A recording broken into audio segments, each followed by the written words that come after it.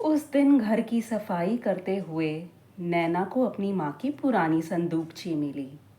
संदूकची बहुत छोटी थी, पुरानी लकड़ी की, और उस पर पीतल का एक जंग लगा ताला लगा था। नैना ने माँ से पूछा, माँ, इसमें क्या है?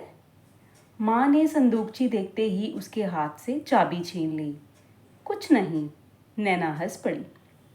कुछ नहीं है तो ताला क्यों लगा रखा है?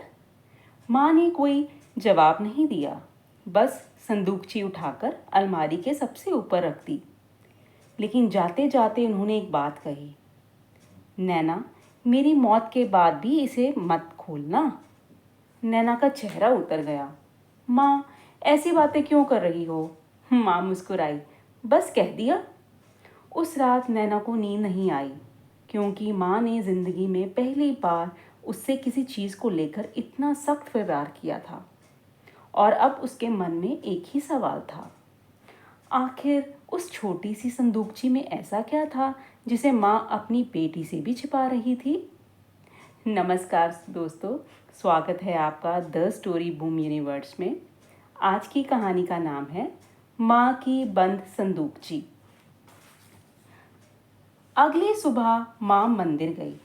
नैना घर में अकेली थी। वह बार बार अलमारी की तरफ देख रही थी। उसने खुद को समझाया, माँ ने मना किया, नहीं खोलूंगी। 5 मिनट बाद वह सीढ़ी लगाकर संदूकची नीचे उतार चुकी थी।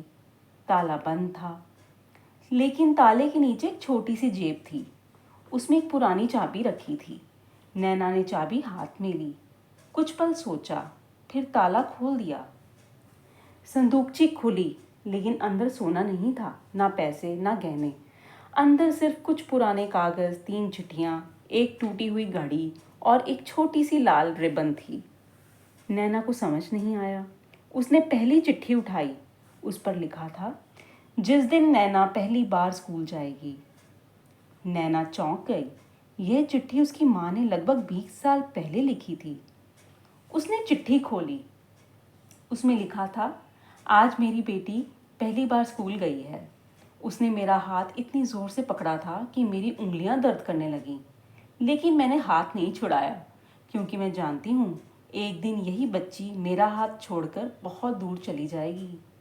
नैना की आंखें नम हो गईं, लेकिन चिट्ठी के अंत में एक अजीब लाइन थी, अगर कभी नैना मुझसे पूछे कि उसके पिता कहाँ हैं, तो उसे अभी मत बताना।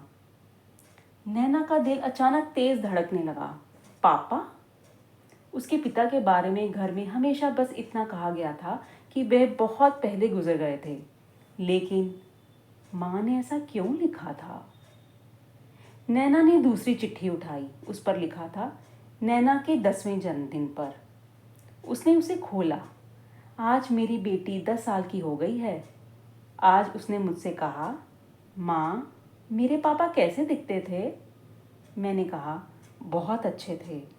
उसने फिर पूछा, क्या वो मुझे प्यार करते थे? मैंने कहा, बहुत ज़्यादा। लेकिन सच ये है, मैं नहीं जानती कि अगर वह आज यहाँ होते तो क्या कहते, क्योंकि मैंने उनसे आखिरी बार जिस दिन बात की थी, उन्होंने सिर्फ इतना कहा था, उसे कभी मेरी सच्चाई मत बताना। नैना के हाथ से चिट्ठी गिर गई। उसके पिता सिर्फ मरे नहीं थे, उनके बारे में कोई और सच्चाई थी। ऐसी सच्चाई जिसे उसकी माँ 20 साल से छिपाती आ रही थी। संदूकची में रखी पुरानी घड़ी नैना ने उठाई। घड़ी बंद थी। पीछे छोटे अक्षरों में कुछ लिखा था, 17 अगस्त रात 9:40। नैना ने तारीख पढ़ी। 17 अगस्त? उसे अचानक याद आया, माँ हर साल 17 अगस्त को बहुत उदास हो जाती थी। उस दिन घर में कोई त्योहार नहीं होता था, लेकिन माँ सुबह से चुप रहती, रात को अकेले छत पर बैठती और ठीक 9:40 बजते ही नीचे आ जाती। नैना ने कभी वजह नहीं पूछी थी। आज पहली बार उसे लगा, 17 अगस्त और यह घड़ी ज़रूर एक दूसरे से जुड़े हैं। दरवाज़ा खुला। माँ वापस आ चुकी थी। नैना ने घबराकर संदूकची बंद की, लेकिन शायद देर हो चुकी थी। माँ ने उसे देख लिया। कुछ सेकंड दोनों चुप रहीं। फिर माँ ने पूछा, तुमने खोल ली? नैना की आंखों में आंसू थे। हाँ, माँ ने गहरी सांस ली। मैंने तुम्हें मना किया था। क्यों? माँ चुप रही। नैना ने पहली बार अपनी माँ की आवाज़ में डर महसूस किया। माँ, मेरे पापा के बारे में क्या छिपा रही हो? माँ ने चेहरा दूसरी तरफ कर लिया। आज नहीं। कब? जब तुम तैयार हो जाओगी। नैना ने गुस्से में कहा। मैं 20 साल से तैयार हूँ। माँ की आंखों से आंसू निकल आए, लेकिन उन्होंने फिर भी कुछ नहीं कहा। उस रात माँ ने संदूकची अपने कमरे में रख ली और ताला बदल दिया। अगले दिन नैना के फ़ोन पर एक अनजान नंबर से कॉल आया। क्या मैं नैना से बात कर सकता हूँ? जी। दूसरी तरफ कुछ सेकंड चुप्पी रही। फिर आवाज़ आई, मैं तुम्हारे पिता को जानता था। नैना का दिल रुक सा गया। आप कौन हैं? मेरा नाम देवेंद्र है। नैना ने पूछा, आप मेरे पिता को कैसे जानते थे? देवेंद्र ने कहा, अगर तुम्हारी माँ से पूछोगी तो वह तुम्हें कुछ नहीं बताएगी। नैना चुप रही। फिर उसने पूछा, तो आप बताएंगे? अभी नहीं। क्यों? क्योंकि पहले तुम्हें एक जगह जाना होगा। उसने एक पता बताया। शहर से करीब 40 किलोमीटर दूर एक पुराना रेलवे स्टेशन, और फिर फ़ोन काट दिया। नैना अगले दिन वहाँ पहुँच गई। स्टेशन लगभग सुनसान था। पुरानी दीवारें, टूटी बेंचें और प्लेटफॉर्म के आखिरी छोर पर एक बूढ़ा आदमी खड़ा था। वही देवेंद्र। उसने नैना को देखते ही कहा, तुम बिल्कुल अपनी माँ जैसी दिखती हो। नैना ने पूछा, मेरे पिता कहाँ हैं? देवेंद्र ने तुरंत जवाब नहीं दिया। उसने जेब से एक पुराना लिफाफा निकाला। यह तुम्हारे पिता ने तुम्हारे लिए छोड़ा था। नैना के हाथ कांप गए। उन्होंने लिखा था। हाँ। नैना ने लिफाफा खोला। अंदर सिर्फ एक लाइन थी, अगर मेरी बेटी कभी मेरे बारे में पूछे तो उसे मेरी कहानी मत सुनाना, उसे उसकी माँ की कहानी सुनाना। नैना की आंखें भर आईं। इसका मतलब? देवेंद्र ने कहा, तुम्हारे पिता की कहानी जितनी दुखद है, उससे कहीं ज़्यादा बड़ी तुम्हारी माँ की कहानी है। देवेंद्र ने धीरे धीरे सच बताया। नैना के पिता अमित एक रेलवे इंजीनियर थे। वह और नैना की माँ शादी के बाद बहुत खुश थे। फिर नैना पैदा हुई, लेकिन कुछ महीनों बाद अमित की नौकरी के सिलसिले में उन्हें दूसरे शहर जाना पड़ा। वापसी के रास्ते उनकी ट्रेन दुर्घटनाग्रस्त हो गई। अमित बच तो गए, लेकिन गंभीर रूप से घायल थे। कुछ समय बाद उन्हें पता चला कि वह सामान्य जीवन नहीं जी पाएंगे, और सबसे बड़ी बात, उन्हें डर था कि उनकी हालत देखकर नैना की माँ अपनी ज़िंदगी रोक देगी। इसलिए उन्होंने एक फ़ैसला किया। उन्होंने माँ से कहा, नैना को मेरी कमज़ोरी मत दिखाना, उसे मेरा इंतज़ार मत करवाना। लेकिन नैना ने बीच में रोक दिया, तो पापा मरे नहीं थे? देवेंद्र ने सिर झुका लिया। नहीं। नैना की आंखें फैल गईं। फिर कहाँ थे? देवेंद्र ने कहा, एक पुनर्वास केंद्र में। नैना की आवाज़ कांपने लगी। और माँ ने मुझे कभी क्यों नहीं बताया? देवेंद्र ने कहा, क्योंकि तुम्हारे पिता ने उसे ऐसा करने के लिए मना किया था। नैना घर वापस आई। माँ दरवाजे के पास बैठी थी, जैसे उन्हें पता था कि नैना सब जान चुकी है। नैना ने रोते हुए पूछा, आपने मुझसे झूठ क्यों बोला? माँ ने सिर झुका लिया, क्योंकि तुम्हारे पिता ने मुझसे वादा लिया था। लेकिन मैं उनकी बेटी थी। जानती हूँ, मुझे उनसे मिलने का हक था। माँ की आंखों से आंसू निकलने लगे। जानती हूँ। फिर आपने मुझे क्यों रोका? माँ ने पहली बार अपनी आवाज़ ऊंची की, क्योंकि मैं तुम्हें अपने पिता की ज़िंदगी का बोझ नहीं देना चाहती थी। कमरे में सन्नाटा छा गया।